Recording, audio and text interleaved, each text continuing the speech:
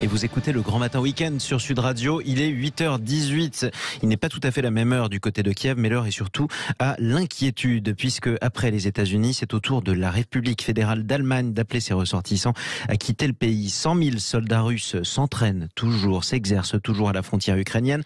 30 000 autres sont arrivés en Biélorussie, toujours près de la frontière ukrainienne. Et la flotte russe mène des exercices du côté de la mer Noire, au sud de l'Ukraine. Des inquiétudes sur une invasion russe qui serait imminente. Bonjour Christian Macarian.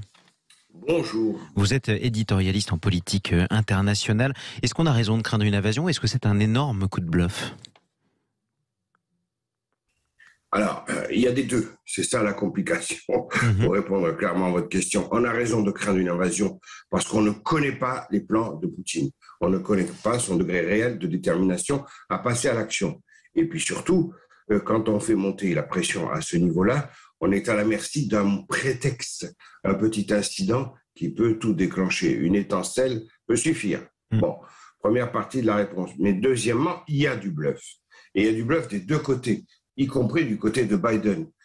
Poutine, il lui est très difficile de renoncer à la désescalade, puisque tant qu'on est dans la phase d'escalade, si j'ose dire, on ne parle que de lui, et il remporte, si j'ose dire, des victoires théoriques symboliques dans le fait qu'il est le maître de la tension. Mais du côté de Biden, il y a aussi du bluff parce que tant que Biden fait monter la pression, plus il fait monter la pression, plus le fait de ne pas avoir de conflit au final apparaîtra comme une victoire américaine. Et donc du coup, on est en train de piéger la presse. Du coup, les deux protagonistes principaux sont en train de s'enfermer dans une logique où l'un des deux va devoir abandonner le bras de fer. Alors oui, sachant qu'aucun des deux ne peut montrer la figure de celui qui est battu en race campagne. Donc, il faut qu'ils aillent jusqu'au bout d'une logique d'escalade où quelque part tout est bloqué et il y en a un des deux qui doit obtenir une concession.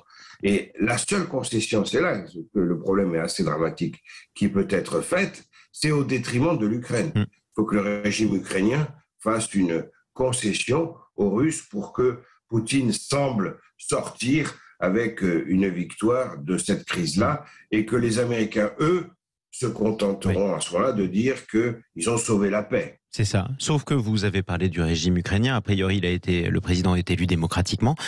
L'Ukraine a une partie de son territoire occupée par la Russie, notamment dans l'Est, dans le Donbass. L'Ukraine voit plus de 130 000 soldats russes s'exercer et menacer de l'envahir. Et c'est à l'Ukraine de céder malgré tout. C'est quand même le plus fort qui tord le cou du plus faible. Ah ben, c'est évident. Sauf qu'on n'avait pas vu ça en Europe, sur le continent européen, depuis très très longtemps. Eh bien, ce que veut Poutine, c'est justement ce que vous venez d'expliquer, et d'obtenir une sorte de victoire russe par le retrait américain, c'est-à-dire par la démonstration du fait que les Américains ne vont pas aller mourir pour l'Ukraine. Et à partir de ça, Poutine l'exploitera la situation et dira que les États-Unis se retirent d'Europe. Or, pour les États-Unis, c'est un message absolument insupportable. C'est la raison pour laquelle ils envoient des troupes, non pas contre l'Ukraine, mais dans les pays qui ont adhéré le plus récemment à l'OTAN, les notamment pays d'Europe en Pologne.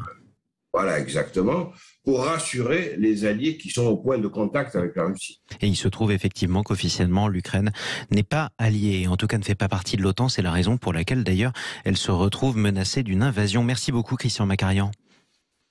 Merci. Éditorialiste, spécialiste de politique internationale, qu'on retrouvera bientôt d'ailleurs dans le Grand Matin Week-end sur Sud Radio avec le plus grand plaisir. Vous écoutez Sud Radio, il est 8h22.